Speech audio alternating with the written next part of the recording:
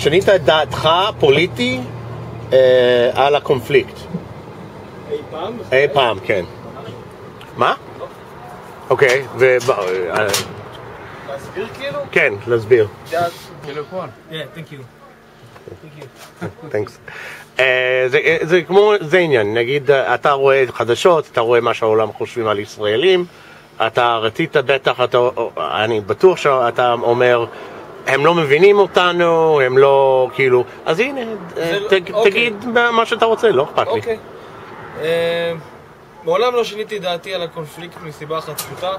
אני חושב שאנחנו, עם ישראל, לאורך כל ההיסטוריה שלנו נרדפנו על ידי כל העולם, וגם כיום זה ממשיך, רק שם זה ממשיך במסווה של שלום.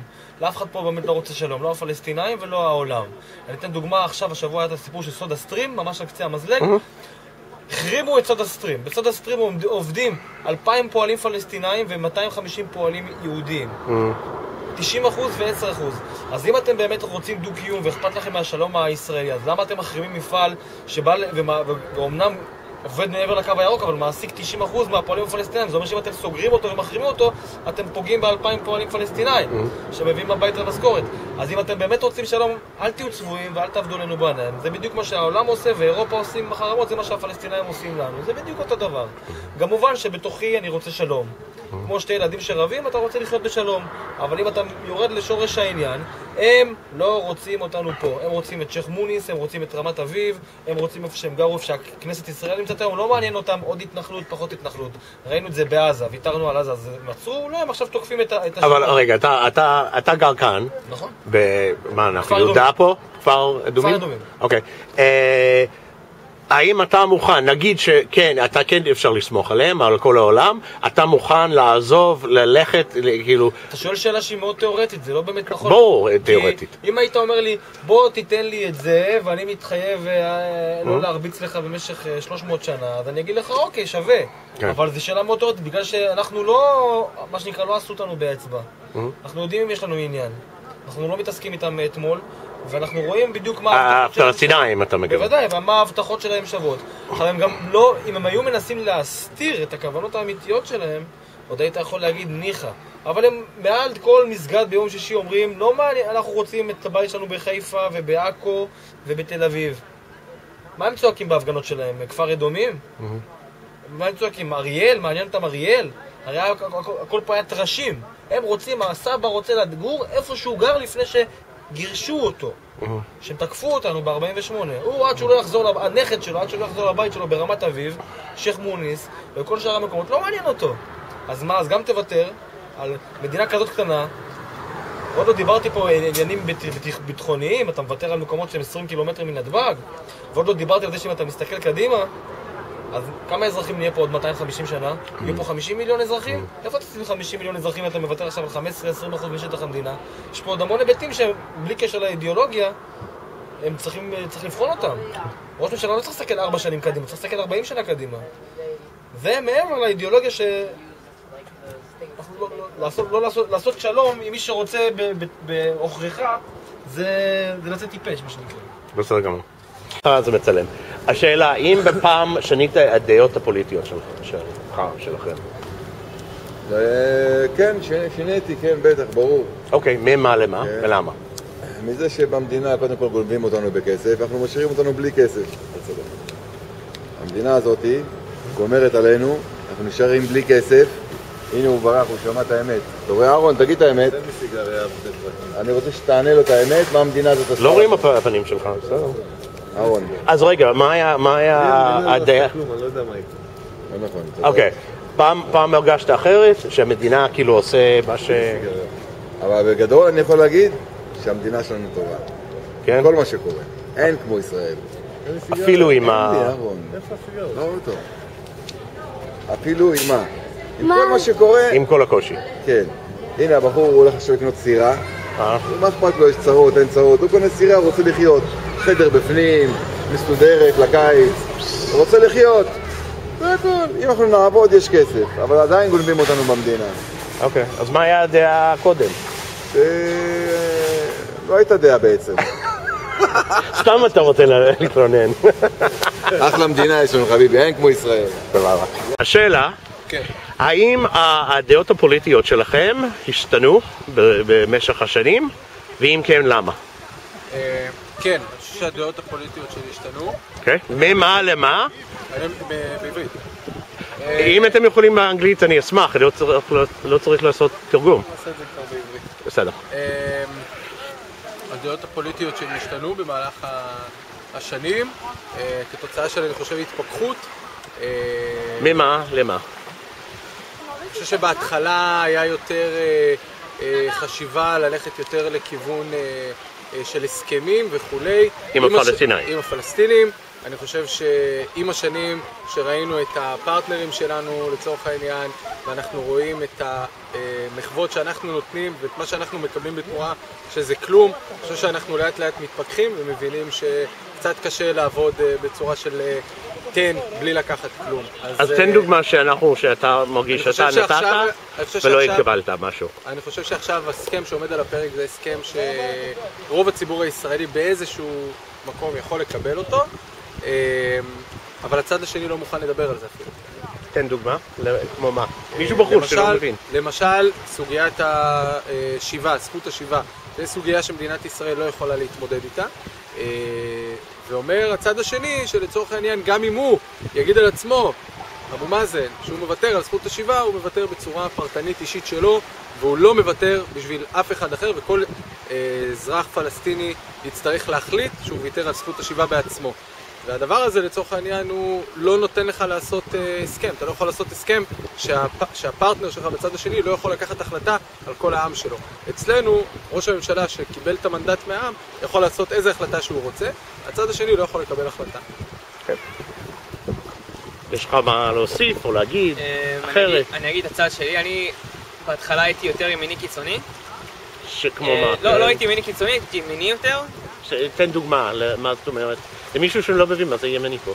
מה זה ימיני? הייתי בעד שלא יהיה מדינה לערבים, שהם יצאו מאיתנו, שיצאו מארץ ישראל, שיהיה רק מדינה יהודית וזה, אבל זה היה גישה יותר ילדותית, שלא הבנתי את שתי הצדדים. לאט לאט הבנתי כמה זה מסובך וכמה אנחנו נמצאים במציאות מאוד מאוד קשה,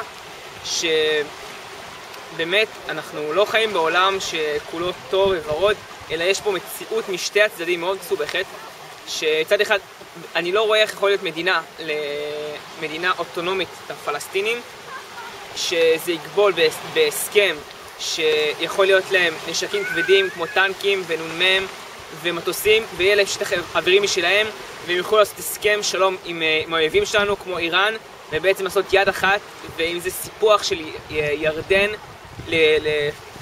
ליהודה ושומרון, ויש עוד מלא סיבות שאני לא רואה שזה יכול להיות מדינה שלמה של פלסטינים, אבל מצד שני אני רואה שחייבים לעשות פה איזשהו שינוי, אני לא יודע מהו, לא נראה לי שאף אחד כרגע לא יודע איזה שינוי יכול להיות, שבאמת לתת להם שטחים משלהם עם אוטונומיות חלקית ולשים את הסכסוך הזה בצד. הדבר היחיד שנראה לי יכול לפתור איכשהו את הבעיה הזאת זה הכלכלה משותפת, זה דבר שבאמת יכול להביא לפתרון. אם נצליח בעצם לפתח שוק משותף ביניהם, בין פלסטין לישראל, זה הדבר היחיד שיכול להביא שלום, כמו שרואים באירופה למשל.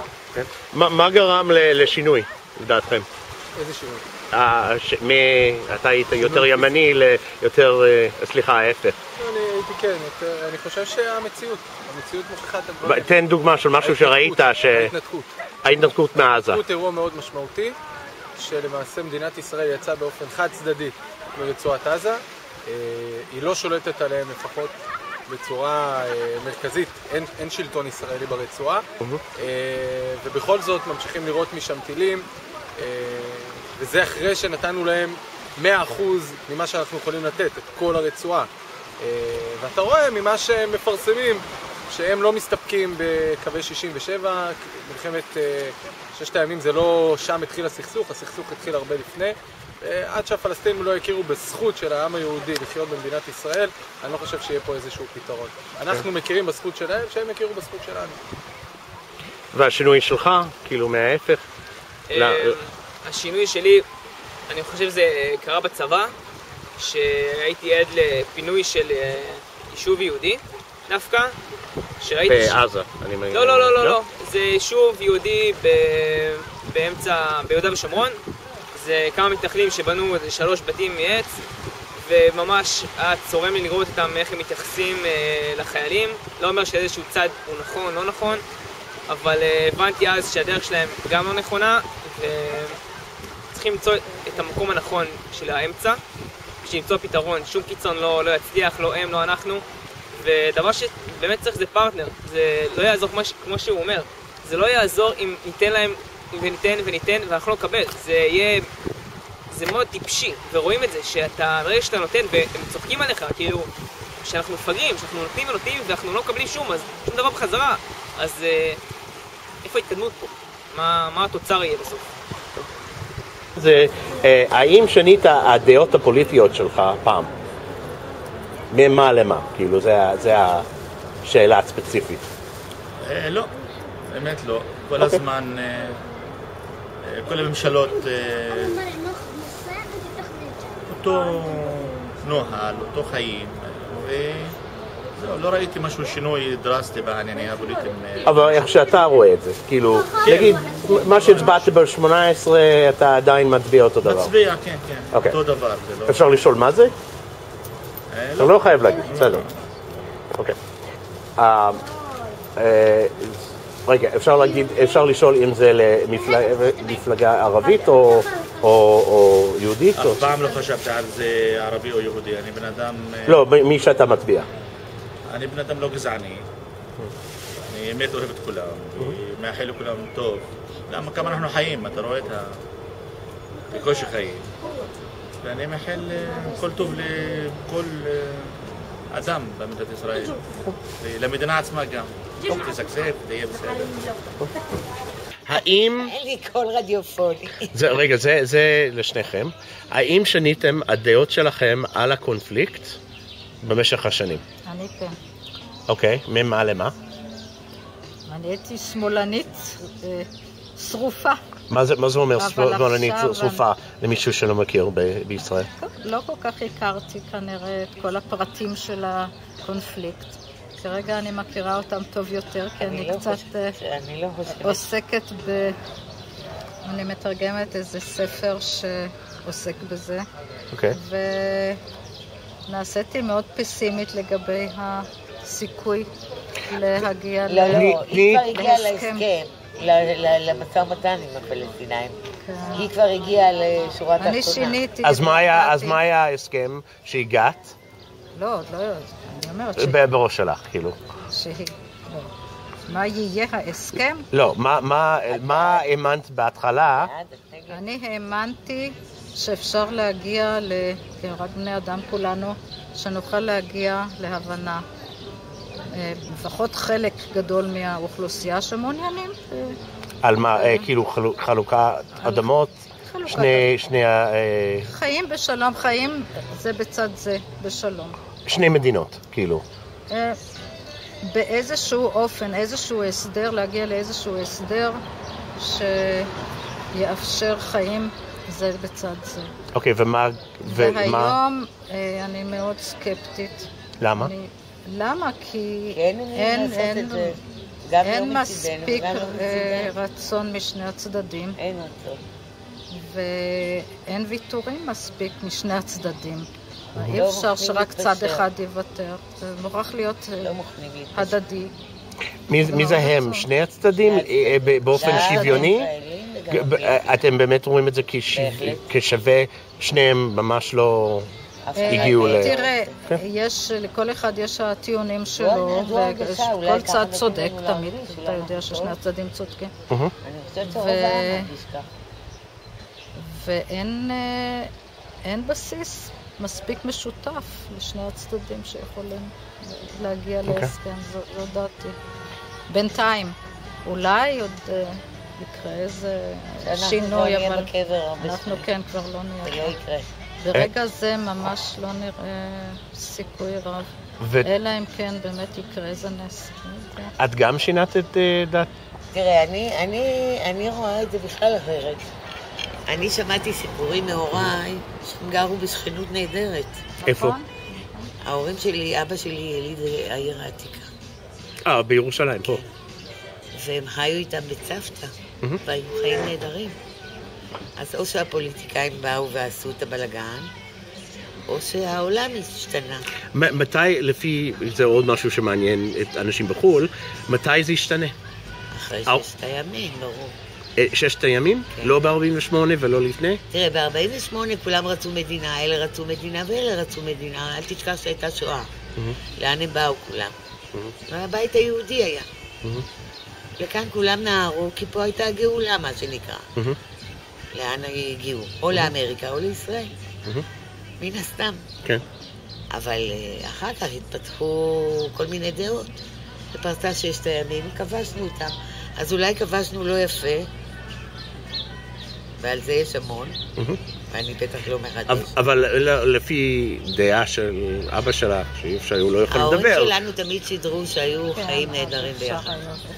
עד מתי? עד באמת 6 הימים? אתה יודע, אני אספר לך סוד? כן. אבא שלי, כשנגמרה המלחמה ב6 הימים, אפילו לא הסתיימה לגמרי, הוא רץ לחפש את החברים שלו שם. בצד השני. כן. אז מה זה אומר? לא מפתיע, כן. כן. זה אומר שהיו יחסים טובים, וכן יכל להיות כאן משהו, ואילו היה שלום, אני חושבת ששני העמים היו נהנים. היה כאן מקום הכי יפה אז בעולם. מה התקלקל? כאילו, הם היו חברים עד הסוף? אתה יודע, יש לך את ארצות הברית מצד אחד ואת רוסיה מצד שני. זה אומר כך, זה נותן כך. לדעתי, זה מה שקורה. אז זה המנהיגים בערך שכל ה... ברור שהעם היה מסכים לחיות ביחד. וכן היו מסתדרים. ככה אני רואה את זה. אולי אני טועה, אבל זה תורם כסף לשם, וזה מחמם את זה כאן. וזה מה שקורה. ואנחנו הרי מדינה קטנה וענייה, עם ראש גדול, עם כישרון. מה הקטע הזה? אל תצלם את הכל. לא. אני מבקשת. לא רואים בפרצוף. יש לנו המון מה להגיד, לא רואים. אוקיי, אז יש אנשים, רגע, אני אקח את זה עוד קצת יותר. יש הרבה, הרוב הפלסטינאים, גם פה וגם בחול, בעיקר בחול. כל העולם. שאומרים שזה צריך להיות, ישראל והשטחים צריכים להיות מדינה אחת, ובלי, זה לא מדינה יהודית ולא מדינה פלסטינאית, זה מדינה. היהודים רוצים תמיד לזרוק לים. את חושבת? איך שאתה תסתובב, הם יגידו לך שאנחנו מקומנו בים. לא אוהבים אותנו. אוקיי. אף פעם לא אהבו אותנו. גם הפלסטינאים? גם הפלסטינאים. אבל אמרת שהם גרו בשלום. היום זה כבר דעות שונות. היום הם השתנו, יש להם פתאום נשק, הם למדו את הטרור. הם זורעים שנאה. אתה מגיל צעיר כל כך, איך אתה רוצה לשנות את הדעות של ילדים? כן, הם זורעים המון שנאה. תשמעו הרבה... טובים, הם פשוט מלאי שנאה. וזה לא חבל. יש בוודאי אנשים טובים ונחמדים, אבל... אני כבר לא מדברת עלינו, אני מדבר על כל העולם. תראה מה הולך בלונדון. על מה? וכמה מסגדים יש שם. אתה לא יכול לעבור כשאין לך איזה חמולה של... אז את חושבת שזה כל אסלאם, זה ככה גם? אני חושבת שהעולם פה עשה את העבודה. שזה אומר מה? שתרם לאלה ותרם לאלה. ויש כאן 2 דעות, שאי אפשר להגיע למכנה משותף. היום. אז נגיד לפני 60, 80, 100 שנה, אסלאם היה קצת אחרת, גם אצלנו היה אחרת. לא היה נשק, לא היה גרעיני, ולא היה את כל הבלגנים. הקצנה דתית משני הצדדים נורא. יש הקצנה דתית כל כך רבה. גם, כן. נכון, משני הצדדים. קשה. אוקיי. מתרבים. והיום הם התפתחו, הם כבר מפתחים גרעיני. תראה באיראן, תראה מה קורה, סוריה. אז הם צריכים גם לפחד מאיתנו, אם אנחנו גם... אני חושבת שהם פוחדים וכל ההתנהלות שלהם היא פחד. ככה אני מרגישה. השנאה נובעת מפחד, לא? הם פוחדים. מאיתנו. מאיתנו. לנו היה את דימונה הרבה לפני. ואנחנו תמיד המאיימים. כי אנחנו יהודים. ראש יהודי, אבל על הזמן. מה לעשות? זאת האמת, לא? הם עכשיו מתפתחים, אנחנו כבר התפתחנו אז, שבנו את דימונה. וזה מאיים, זה מאיים. תראה, תשמע, אם אתה מאיים, אז הם פוחדים ממך. ובאופן אוטומטי שונאים אותך. ובאופן אוטומטי כל העולם הולך עם הרעים או עם הטובים, או עם המסכנים. השאלה זה אם שניתם את העמדות הפוליטיות שלכם פעם ולמה? אם שינינו פעם? כן.